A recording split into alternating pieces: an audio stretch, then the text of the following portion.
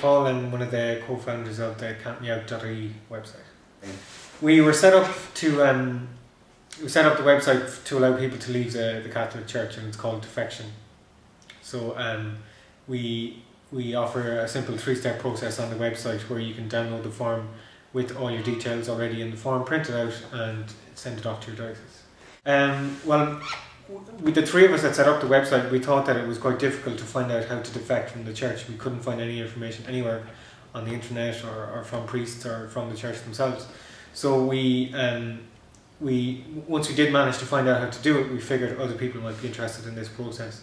And especially after the Ryan report and the scandals that have come out, I think a number of extra people were interested in actually making that extra step away from the church. So that's why we set up the website. What you do, defection is a fairly straightforward process. You fill out a form saying that you no longer wish to be a member of the church.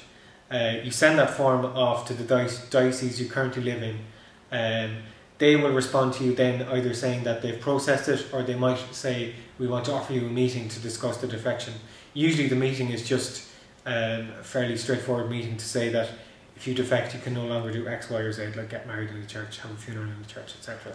So the church the diocese needs to be aware that you're aware of the consequences, and once they're satisfied, they will make a notation in the baptismal register to say that you're formally defected. Primarily, I think it's people who are lapsed Catholics already.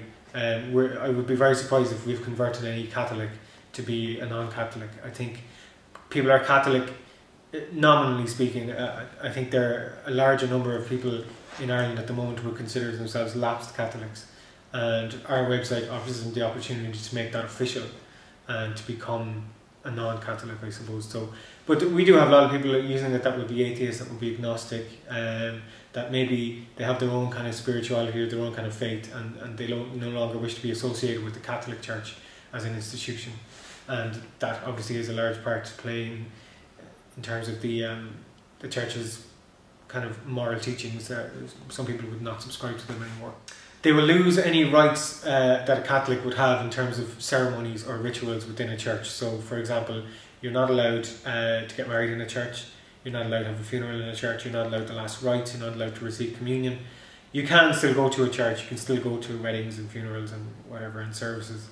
There is a slight grey area in terms of being godparents and stuff like that. We've tried to query the church on it, but there seems to be a bit of a case-by-case basis taken by the church at the moment on that.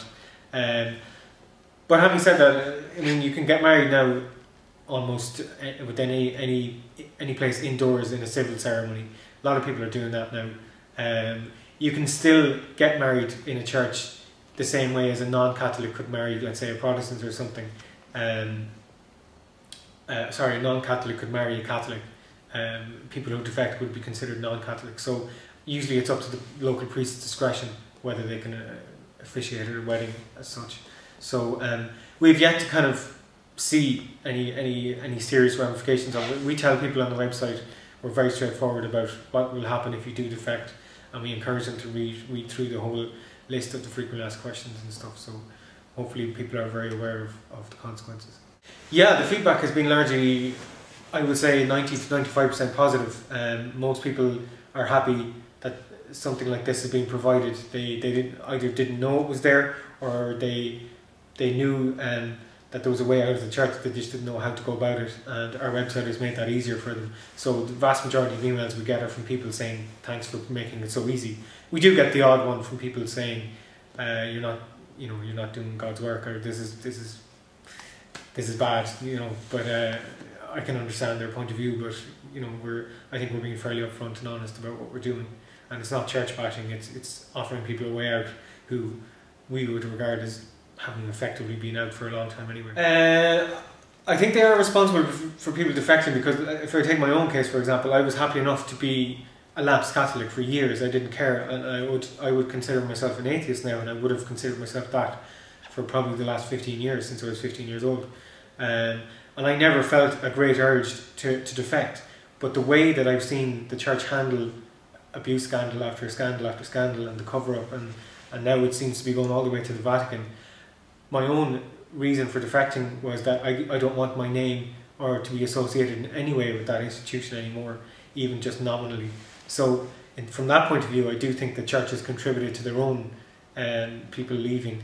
But on the other hand, I think people have wanted to do this for a long time. They've felt a certain unease about still being regarded as counted as a member, and they want to be counted out, and that's why we called the website Count Me Out, was to facilitate those people. So I think we have reached two different types. Ones that are sickened by the abuse and don't want to be in there, and ones that were long gone even before the abuse arose, and now they're being allowed to leave as well. I suppose our core message is that we want to kind of people to reflect on the relationship between the church and the state in Ireland. So we don't think that you need to be within a religious institution to be a good person, and we think that you can be outside of it and still have good moral character and a good moral upbringing, and be able to bring your kids up in a good moral atmosphere. You don't need a church institution to do that. You don't need the church involved in schools to do that. And we just think that a more secular state would be better for everybody.